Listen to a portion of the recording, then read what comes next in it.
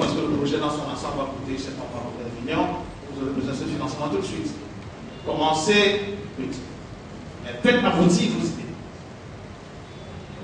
Si on commence à dire non, j'ai un projet de 10 millions, tu n'as jamais géré 5 millions, mais tu fais un projet de 10 millions. Si on te donne les 10 millions tout de suite, tes calculs changent, ton comportement change. Je voudrais juste revenir sur un élément par rapport au montage financier. En fait, le projet, on ne peut pas se limiter à dire que on va commencer avec 5 millions plutôt que de commencer avec 10 millions. Je pense plutôt que c'est en fonction du projet d'entreprise qu'on a, c'est-à-dire qu'on détermine, après toutes ces démarches-là, le projet, qu'on détermine ce que, oui, le projet nous impose quand même un certain montant financier. Bon, après, c'est vrai que dire qu'on ne doit pas voir grand, moi je pense qu'on doit voir grand et peut-être commencer petit, mais il faut voir grand, parce que quand on ne voit pas grand, on risque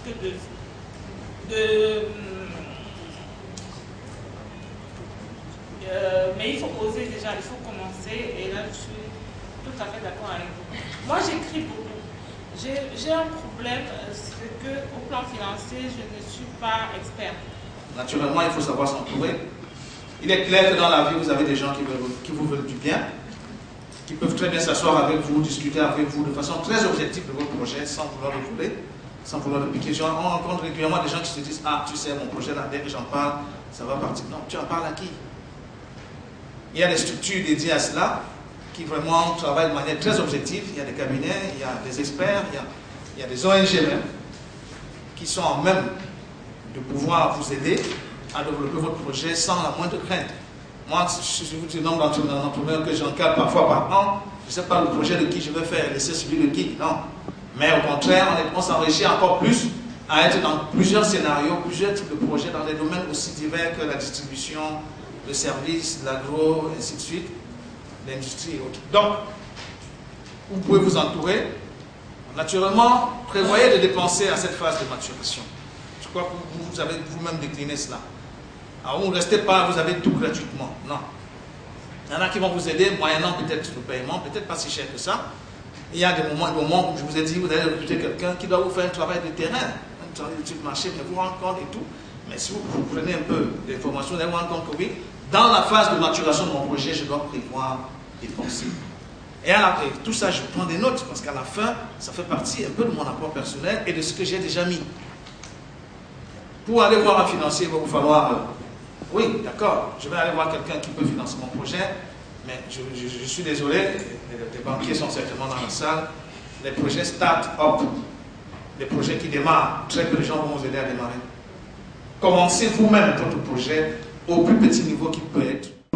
Vous avez dit tout à l'heure que l'argent ne fait pas problème au niveau des montages de nos projets. Et pourtant, nous connaissons beaucoup de jeunes aujourd'hui qui ont des projets extrêmement importants, plus que même les barrages de leur papa et même aider, mais juste ne viennent pas à monter les projets parce qu'ils n'ont pas de moyens. Merci.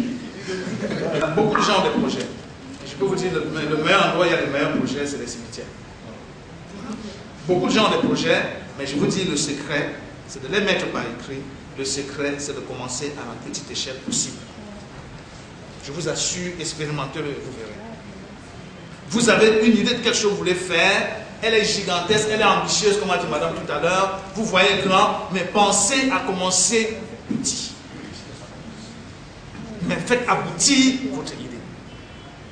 Dès qu'elle est aboutie, je vous assure, sur votre chemin, vous allez trouver tellement de possibilités, qu'elles soient en bien ou en mal. Ça peut être des difficultés, mais on va appeler ça des challenges.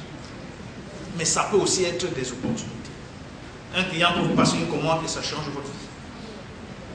Un autre client peut vous agréer comme fournisseur et vous vous rendez compte que vous travaillez pour lui, mais ça vous rapporte. Ainsi de suite, parce que vous avez osé commencer. Des grands projets à coût de milliards, tout le monde peut en décliner. Je peux sortir le projet de construction d'un nouvel aéroport à Douala, ça va coûter au moins 1 milliard peut-être. Ou d'une compagnie aérienne, ça va très vite. Il ne s'agit pas d'épater les gens, non, il s'agit d'être concret et pragmatique. Ok?